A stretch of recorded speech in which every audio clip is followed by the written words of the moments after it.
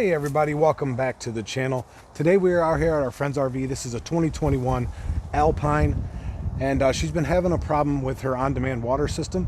And this particular unit has a 1W60RL by Suburban, the on-demand water site, and it has the RL recirculation loop in it, which has a half-gallon tank of water, so you get water faster to your faucets, which is a nice unit when it's working. She's been having some problems lately to where that kept wanting to fire even though she wasn't calling for anything with everything off. It kept trying to fire and then shuts off, fire and shuts off. And then eventually started making noise. She would get like a, it almost sounds like it was mooing. Excuse me. So it would go over and over. So we went inside, took the panel off, and we seen it was the recirculation pump making that noise. And for the temporary, we unplugged this recirculation pump and it stopped making the noise, and she still gets hot water. It's just, it's not as fast as it was with that little recirculation pump in there. But we did happen to find the recirculation pump. We're going to be putting that in today. It's not entirely a hard job, but it's tight quarters, trying to get in there with a wrench to get those two things on. You want to make sure it don't leak.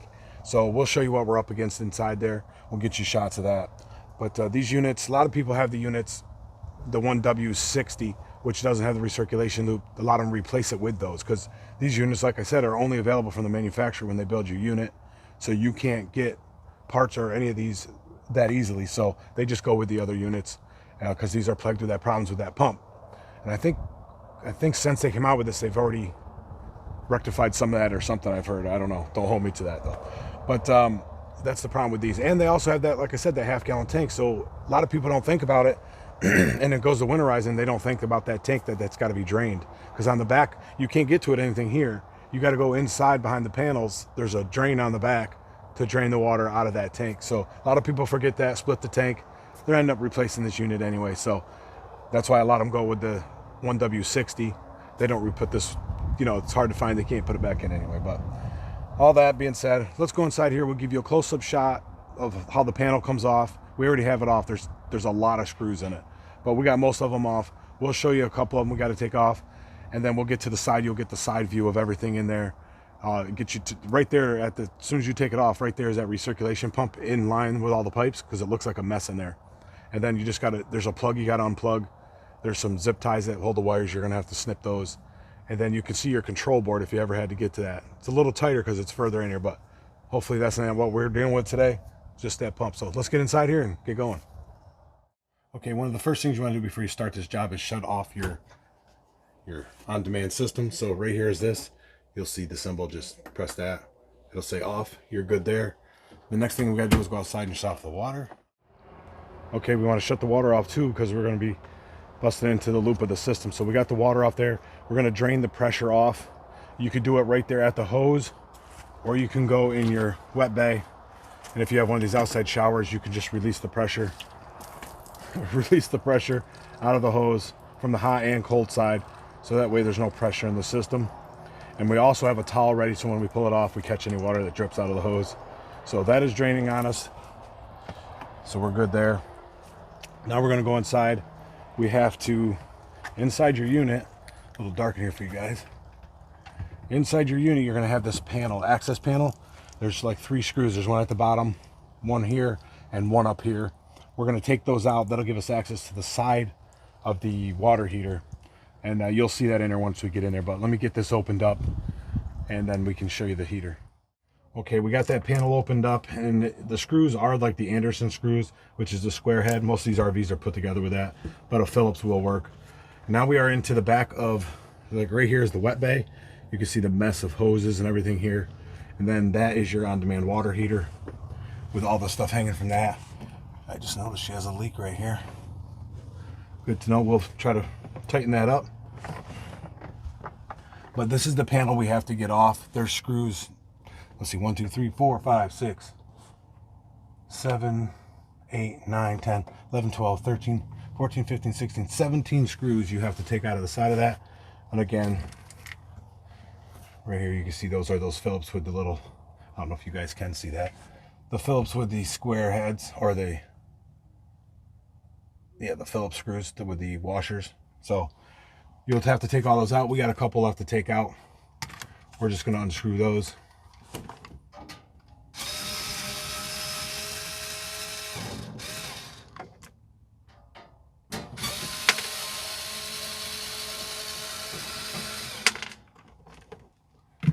Now that we have those out, we can pull our panel off. And we have access inside of the unit. And you can see right here, let me see if I can get the light in a better spot for you guys. This unit right here is the recirculation pump. That's what we're having a problem with. We have the box. We'll give you the part number so you guys can try to locate yours. You can see over here is your half-gallon tank for the recirculation. So that always has water in, so that needs to be drained if you're not using this for the winter and you're winterizing it. But we're going to be taking this out.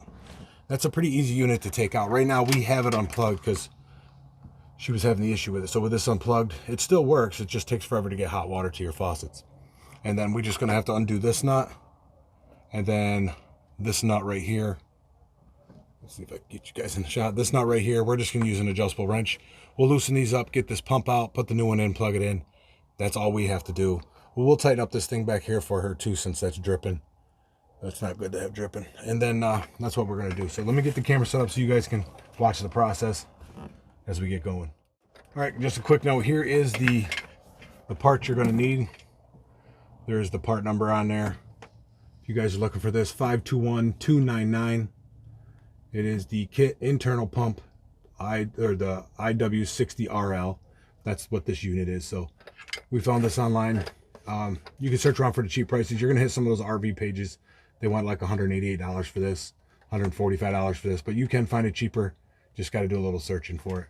But we're going to get in here, get this torn out so we can get this going. All right, guys, we are in here. Hope I got you guys set up for a good shot. Like I said, we already have ours unplugged. It plugs in here. You're going to see the plug back in here. I'll see if I can get you guys a shot there. See that plug back there? It unplugs from there. We had to undo a couple zip ties, but it's back in here a little bit. You'll unplug that.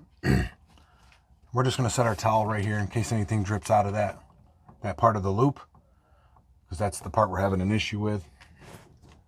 We're going to use our adjustable wrench here. We're just going to loosen these. Once you loosen them a little bit, you can turn part of them by hand, but we're going to get that. Just be careful with it. Support the pump when you're doing it. There we go. Once it's loose, it'll come off. I know I'm going to be in your guys' way, but it's tight quarters in here. Okay, we got that one going loose. We're going to do the same with this top one. Just get her started.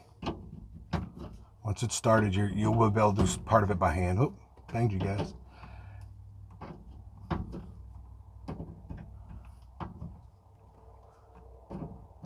I mean, you could, if you didn't want to replace this pump and that was your issue, you could just do what we did and just unplug it.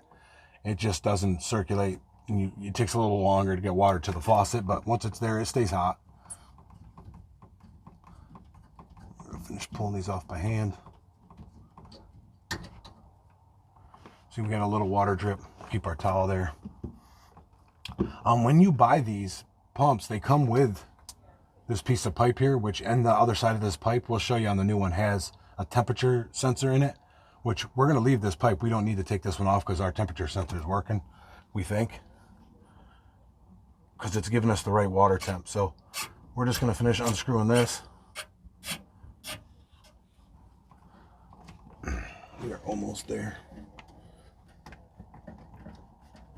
And inside here, there are rubber. You'll see them, they're rubber, like washers.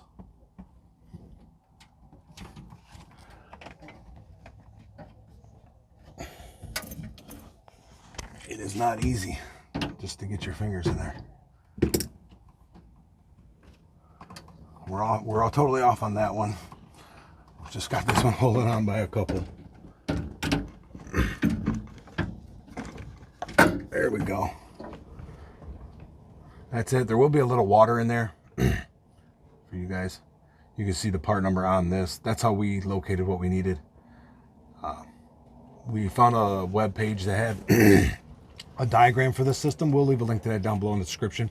So if you're missing a part, you can look on there and find the part you want by the part number.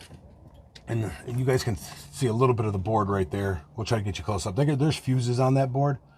If you have an issue where you might have a bad fuse or something, our fuses are good. We just found this to be our issue, so we're just going to pop this in. Let me get the new one. I'll show you that it includes this piece of hose. or this piece of pipe. Right here is the new one.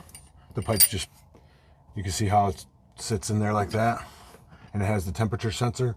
We're not going to put this one piece on because ours isn't bad. We'll leave this as a backup for some other time. When we first started doing this, we thought it was the float sensor because our first problem was it would kind of fire when she wasn't calling for water and then shut off.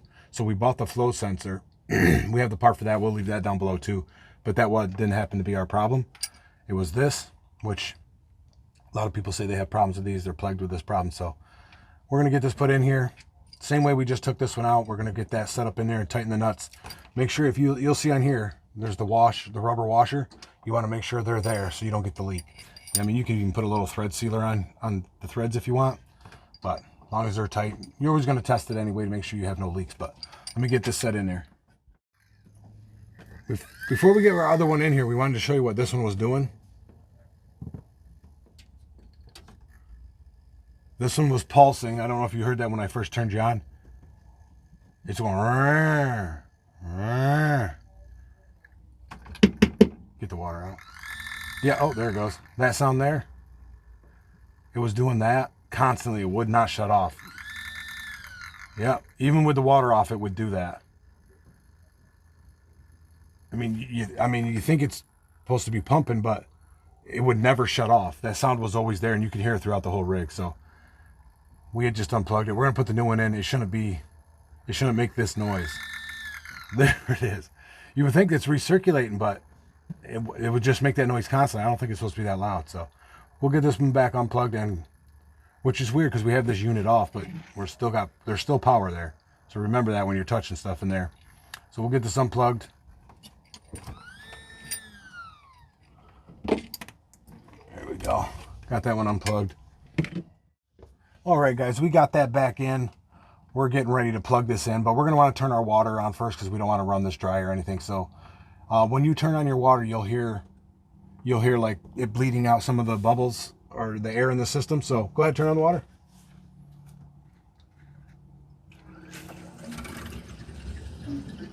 That sound you hear is all the air escaping out of the system.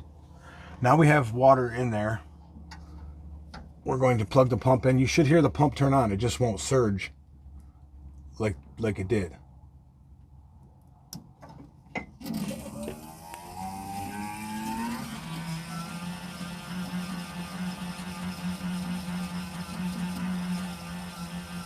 All right, turn on that shower thing to get air out. Yeah.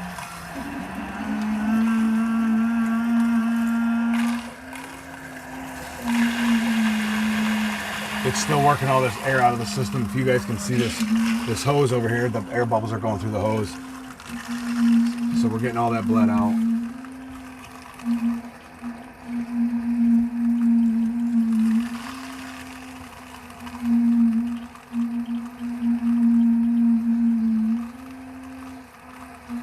All right, shut that off.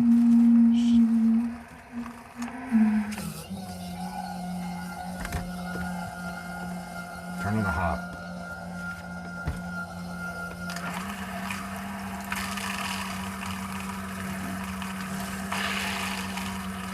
Still working a little air out. You'll know because it'll stop making those noises.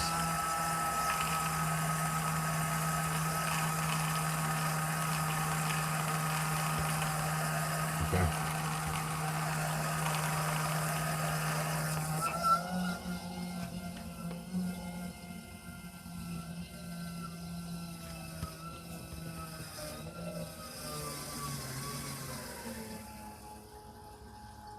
There it goes. It's getting quiet. Now this pump does run like most of the time because it's recirculating hot water through your system. You guys, I don't know if you guys can see it. That tank over there holds a ½ gallon of water, and this pump will like pump the water through your system like the whole time, just so you have water at your faucet faster of hot water, so you can hear it running. And we're not calling for any water. There are no faucets on or anything. Oh, still working more air, but that is what it's doing. It's constantly pumping water through your system to keep hot water at your faucets ready to go. But we got that changed. You can see that one's not surging. It's still working air bubbles out, but other than that, we have that replaced. It's a good time to check for any spots that might otherwise be leaking anywhere else. Check all your connections here that you just messed with. They all look dry. So we're good to go. Like I said, you'll hear the air bubbles once in a while. Once you get all your faucets turned on, it'll work the air out of the faucets, and that'll get it even a little bit quieter. See another air bubble. But we'll go inside, turn on some faucets, get some air out of the faucets, and this should be quieter too. So let me go do that. And we're also going to turn the unit back on. Oh, get you guys moving around. Well, we're gonna go inside, we'll turn on some faucets, works more of this air out. Then we'll come back out here, should be a little bit quieter. And then we'll turn the unit on, make sure we're getting our hot water.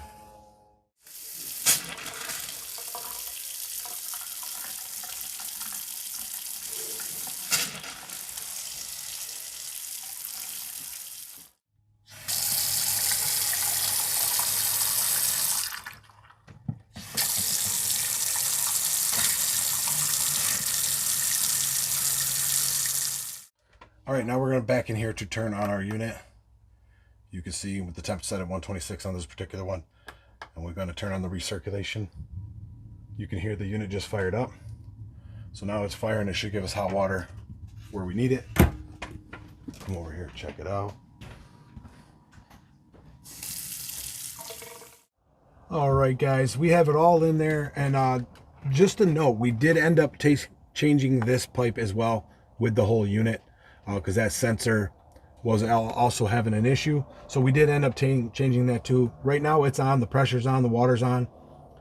Everything's doing what it's supposed to. You don't hear the pump. Every once in a while it will fire up in order to keep the water in the tank warm. But right now everything's running. I know we got a small drip here. I noticed that. I don't know if you guys can see it right here.